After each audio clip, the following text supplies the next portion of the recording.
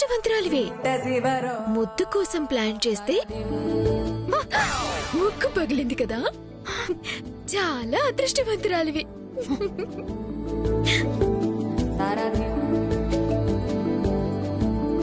చూసావా, నువ్వు ప్లాన్ చేసిన ముద్దు దొరకలేదు, నేను ప్లాన్ చేయకపోయినా దొరికింది. దీన్ని రాసి పెట్టుండడం అంటారు. బావకి నాకు రాసి పెట్టుంది. ఇక నువ్వు మోసుకొని ఇంట్లోంచి వెళ్తే మంచిది.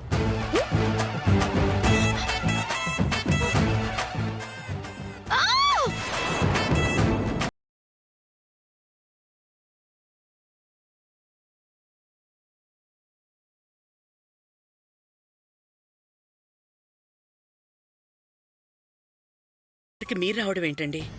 మన వంశానికి సంబంధించిన చాలా ఆభరణాలు కనిపించకుండా పోయాయి కౌసల్య. అవి మన వారసత్వ సంపద. తిరిగి వాటిని సంపాదించుకోవడం మన బాధ్యత. ఇలా దొరికే వాటిల్లో మనవి కూడా ఉండే అవకాశం ఉంది కాబట్టి ఒకసారి చూద్దాం. మనవే అయితే ధర ఎంతైనా సరే మన సొంతం చేసుకుందాం. దశరథ రామయ్య గారు, హారం మాత్రం చాలా అద్భుతంగా ఉంది. ఖచ్చితంగా ఇది పురాతనమైంది, ఏదో రాజు వంశానికి చెందింది. కావాలంటే మీరే చూడండి.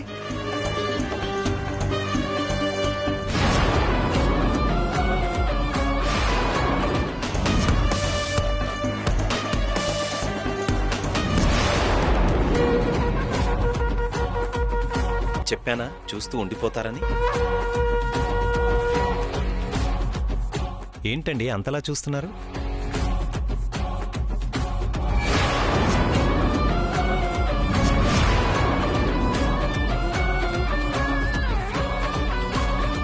అయ్యో, ఇది కాదే, ఇందులోనే పెట్టాను. ఏమైంది? దశరథ రామయ్య గారు, ఒక్క నిమిషం అండి. హారం మారిపోయింది, ఇప్పుడే తీసుకొస్తాను.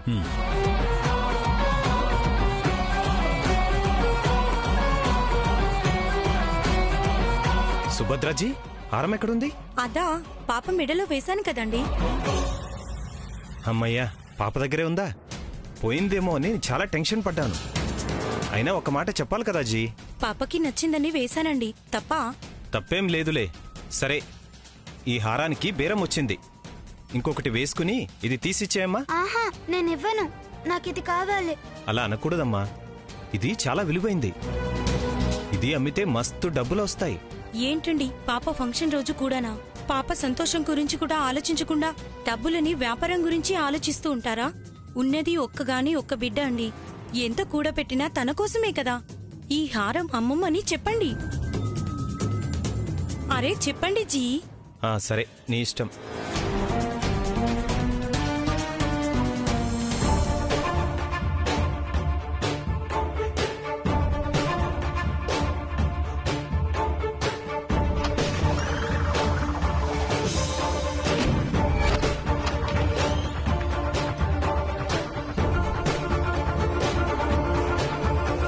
దశరథ రామయ్య గారు, నన్ను క్షమించాలి. ఏమైంది? హారం లేదా? ఉంది, కానీ అది మా అమ్మాయికి బాగా నచ్చి ఇవ్వనని గోల చేస్తోంది. పైగా ఈరోజు తన ఓణి ఫంక్షన్. బలవంతంగా లాక్కుంటే ఏడుస్తుంది. అందుకని. అయ్యో, ఈ మాత్రానికే అంత సంజాయిషి చెప్పాలా? ఆడబిడ్డ కోరితే ఏదైనా సరే ఇవ్వాల్సిందే. వాళ్ళ సంతోషం తర్వాతే ఏదైనా. ఏం పర్వాలేదు. చాలా థ్యాంక్స్ దశరథ రామయ్య గారు, అర్థం చేసుకున్నారు. ఎలాగో వచ్చారు కదా, మీ పెద్ద మనసుతో పాపకి అక్షింతలు వేసి ఆశీర్వదించండి. అలాగే, తప్పకుండా.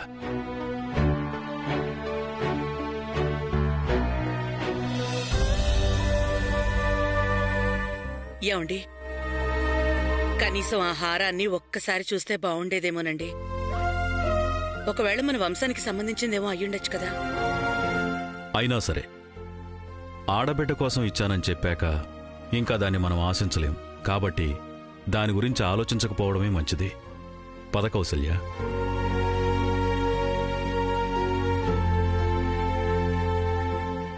నమస్కారం అండి. నమస్కారం అమ్మా. బాగున్నారా? నువ్వా? ఈ ఈవెంట్ కూడా నువ్వే చేస్తున్నావా? అవునండి, ఇదైనా సరిగా చేస్తున్నావా లేక మా ఇంట్లో పెళ్లి చేసినట్టేనా? అయ్యో అలా అంటారేంటండి? నేను ఏ ఫంక్షన్ చేసినా బాగానే చేస్తాను. ఫలితం అక్కడ పరిస్థితిని బట్టి ఉంటుంది. సరే గాని ఆ హారం తీసుకున్నారా లేదా? ఏ హారం? అదేనండి, ఇప్పుడు సేట్ దగ్గర మీరు కొందామని వచ్చిన హారం. దాని గురించి నీకెందుకు? నువ్వు ఫంక్షన్ చేయడానికి వచ్చావా లేకపోతే ఎవరెందుకు వచ్చారో ఏం చేస్తున్నారో తెలుసుకోవడానికి వచ్చావా? అది కదండి, అసలు ఆ హారం ఎవరిదైతే నీకెందుకు? సంబంధం లేని విషయాల్లో ఎందుకు తలదూరుస్తావు? ఏమైందమ్మా? ఇంతకన్నా మంచివాళ్ళెవరూ ఫంక్షన్ జరిపించడానికి దొరకలేదా? వచ్చిన పని జరిపించకుండా ఏవేవో అడుగుతోంది. అది కదండి, నేను చెప్పేది కొంచెం. మ్యాగీ, ముందు ఇక్కడి నుంచి వెళ్తావా లేదా? ఎక్కువ మాట్లాడితే న్యూసెన్స్ కేసు పెట్టి అరెస్ట్ చేయిస్తాను.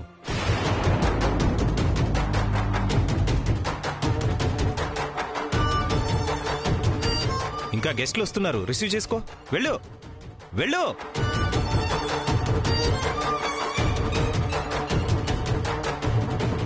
క్షమించండి. పర్వాలేదులేండి.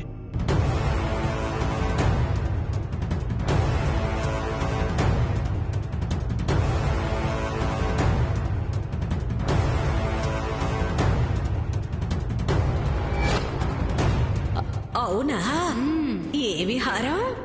ఆ అనాథ దొరికినప్పుడు దాని మెళ్ళో ఒక హారం ఉంది. ఎవ్వరికీ తెలియకుండా అప్పుడే దాన్ని దాచిపెట్టుకున్నా.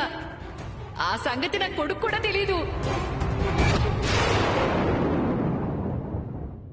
ఇందుకే వేరే వాళ్ళ విషయాల్లో కలగజేసుకోదని చెప్పేది మేడం. వదిలేయండి.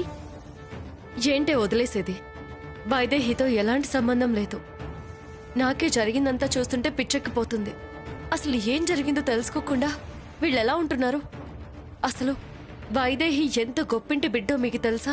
అందుకే తన గురించి ఆ దశరథ రామయ్యతో మాట్లాడితే ఇవన్నీ తెలుస్తాయని మాట్లాడే అవకాశం కూడా ఇవ్వడం లేదు. వైదేహికి ఫోన్ చేద్దామంటే ఫోన్ కూడా కలవడం లేదు. పాపం ఫోన్లో నెంబర్ మార్చానని చెప్పొచ్చు కదనే. ఇప్పుడున్న కోపానికి చెప్తే గొంతు పిసికి చంపేస్తుంది కానీ కొంచెం కూల్ అయ్యాక చెప్తాంలే. దా పద పద. చెప్పరా? చెప్పు. రేయ్, చెప్తావా లేదా? చెప్పరా? చెప్పు. రేయ్, చెప్పు. లేరా అడిగేది? చెప్పు. రేయ్, చెప్పరా? చెప్పు. మినిస్టర్నే చంపడానికి ప్లాన్ చేస్తావా? చెప్పరా? చెప్పు. ఎవరి దగ్గర సుపారీ తీసుకున్నావు? ఎంత తీసుకున్నావు? చెప్పరా? చెప్పు. చెప్పరా? చెప్తావా లేదా? చెప్పాడా? లేదు సార్. ఎంత కొట్టినా చెప్పట్లేదు సార్. చెప్పేదాకా వదలొద్దు. నరకం అంటే ఏంటో చూపించండి. ఒక్క ప్రాణాలు మాత్రం పోకుండా ఏం చేసినా పర్వాలేదు. మొత్తం కక్కించండి. అలాగే సార్. సార్, వీడి దగ్గరున్న ఫోన్లో చాలా మంది ఫోటోలున్నాయి. అందులో కొన్ని మిస్సింగ్ కేసులున్నాయి సార్. కొంతమంది చనిపోయిన బాడీలు కూడా దొరికాయి సార్. వాళ్ళందరినీ వీడే సుపారీ తీసుకొని చంపాడేమోని నా అనుమానం సార్. ఒకసారి మీరు చూడండి.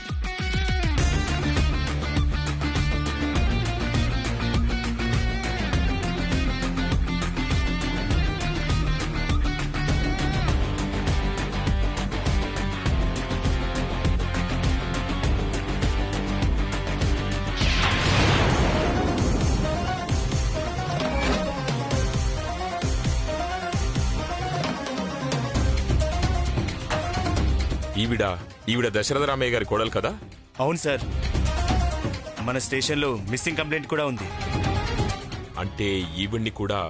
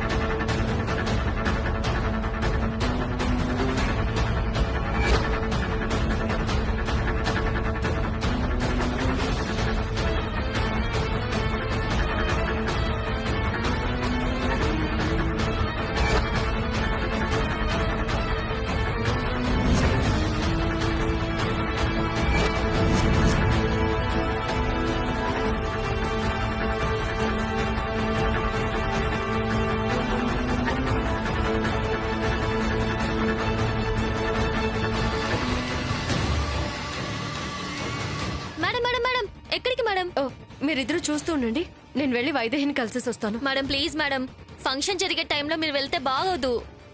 అక్కడ వైదేహి పరిస్థితి అస్సలు బాలేదు. అనాథ అనుకొని కోడలిగా అంగీకరించడం లేదు ఈవిడ. పోనీ ఇక్కడ ఈవిడతోనే మాట్లాడదామా అంటే ఆ పెళ్లిలో జరిగిందేదో మనసులో పెట్టుకొని అసలు నన్ను మాట్లాడనివ్వడం లేదు.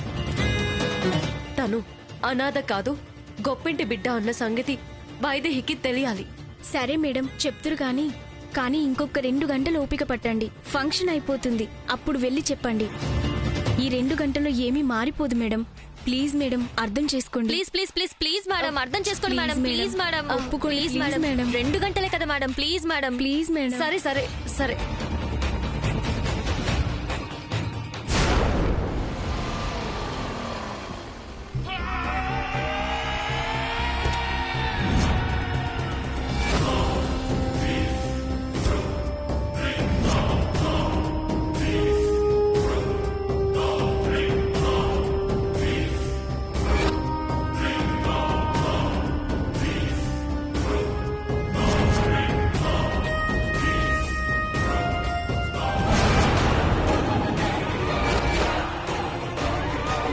కౌసల్య ఏంటి ఇక్కడుంది?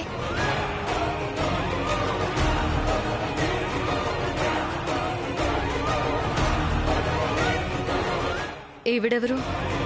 కౌసల్య గారిని చూసి టెన్షన్ పడుతుంది.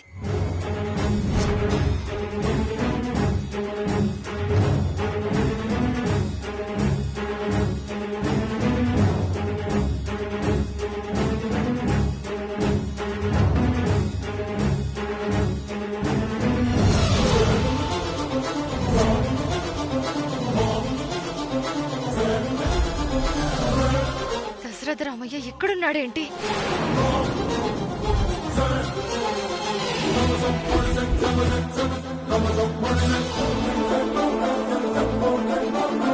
ఇప్పుడు దశరథ రామయ్య కంట్లో పడితే అంతే. ఈవిడికి వాళ్ళకి లింక్ ఏంటి? ఎందుకింత టెన్షన్ పడుతుంది?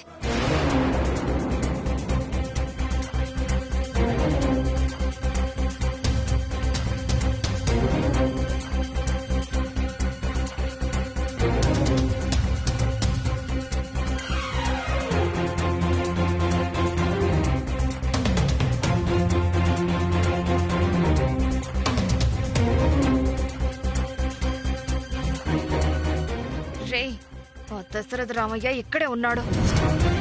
ఈవిడెవరు? దశరథ రామయ్య దంపతులకి ఎందుకింత భయపడుతుంది?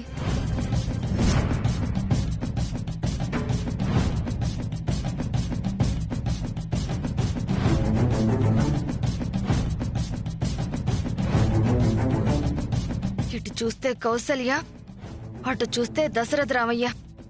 ఇప్పుడు ఏం చెయ్యాలి?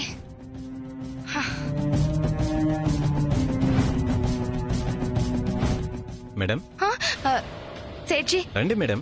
ఇక్కడ వాష్రూమ్ ఎక్కడుంది? ఫ్రెష్ అవ్వాలి. మేడం అది అక్కడ ఉంది మేడం. శుక్రియా. Okay madam.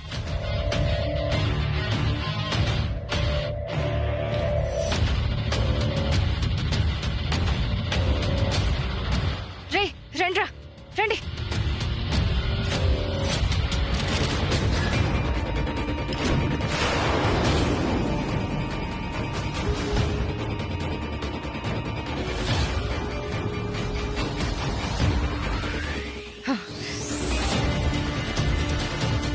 దశరథ రామయ్య కౌసల్య వాళ్ళ కంట్లో ఎట్టి పరిస్థితుల్లోనూ పడకూడదు. వాళ్ళిద్దరూ వెళ్లేంత వరకు మనం ఇక్కడే ఉందాం. ఎందుకు మేడం ఆ దశరథ రామయ్య అంటే అంత భయపడుతున్నారు?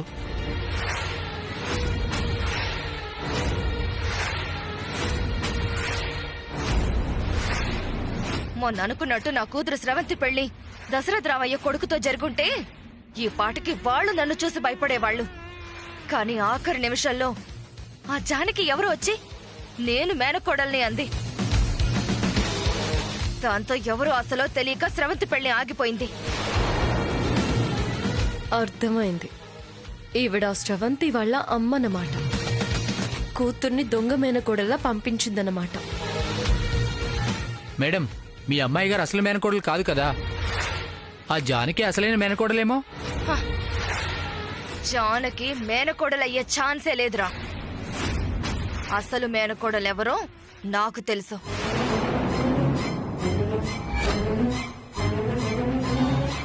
తెలుసా? ఎవరు చెప్పవే? టెన్షన్తో నేను చచ్చిపోయేలా ఉన్నాను. చెప్పవే, నీకు దండం పెడతాను. ఎవరు మేడం?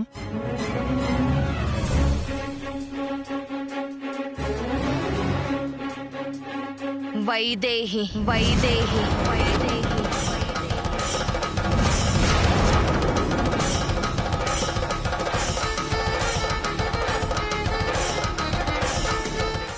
వైదేహినా? వైదేహి దశరథ రామయ్య అసలు మేనకోడులా?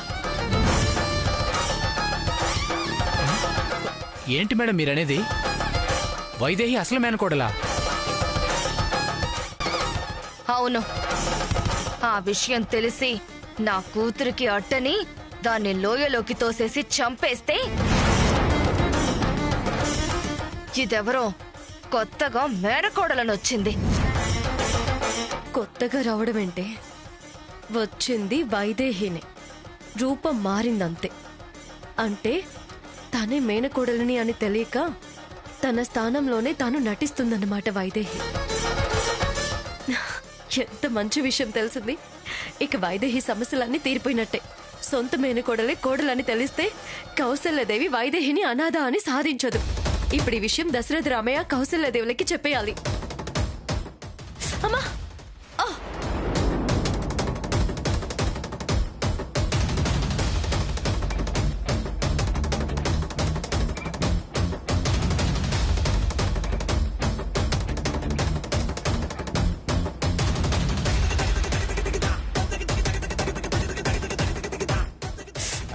ఏమైంది మేడం? రాత్రిపూట గదుల వెంట తిరుగుతున్నారు. నువ్వు నేను వైదేహి దగ్గరికి వెళ్తానంటే వెళ్లకుండా ఆపి చాలా మంచి పని చేసావే. చాలా ముఖ్యమైన విషయం తెలిసింది తెలుసా? ఒరేయ్, అది ఎవరితో మాట్లాడుతోందిరా? ఏంటి మేడం, ఏంటి ముఖ్యమైన విషయం? వైదేహితోనే డైరెక్ట్ గా చెప్పాలి. నా ఫోన్ నుంచి వెళ్లడం లేదు. నీ ఫోన్ నుంచి ఒకసారి వైదేహికి ట్రై చేయి. ఒరేయ్, అది ఎవరితో మాట్లాడుతోందిరా? ఫోన్ చేయవే. Sorry madam.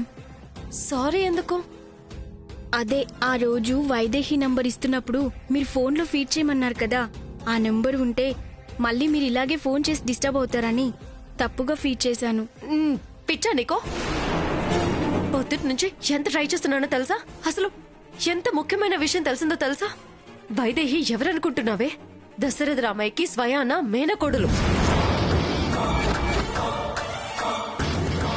ఒరేయ్, ఇది మొత్తం వినేసిందిరా. ఈ విషయం వైదేహికి దశరథ రామయ్యకి చెప్పేస్తే మొత్తం ప్రాబ్లం సాల్వ్ అయిపోతుంది. నంబర్ మార్చి తప్పు చేసేసావు. సరేలే, దశరథ రామయ్యతోనే విషయం చెప్పేస్తాను. వినకపోతే ఆర్చి మరీ చెప్తాను. నువ్వు తప్పుకో. అది దశరథ రామయ్యతో చెప్పేస్తోందిరా. దాన్ని ఎలాగైనా పట్టుకోవాలి. పట్టుకోండి దాన్ని. అలాగే మేడం. పదండి.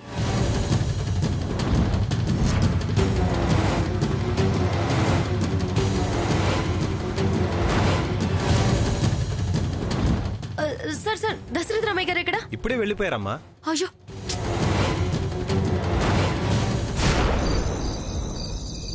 అంజీ, అంజీ, అంజీ. ఏం కావాలి బావగారు? ఏం లేదమ్మా. పర్లేదు చెప్పండి.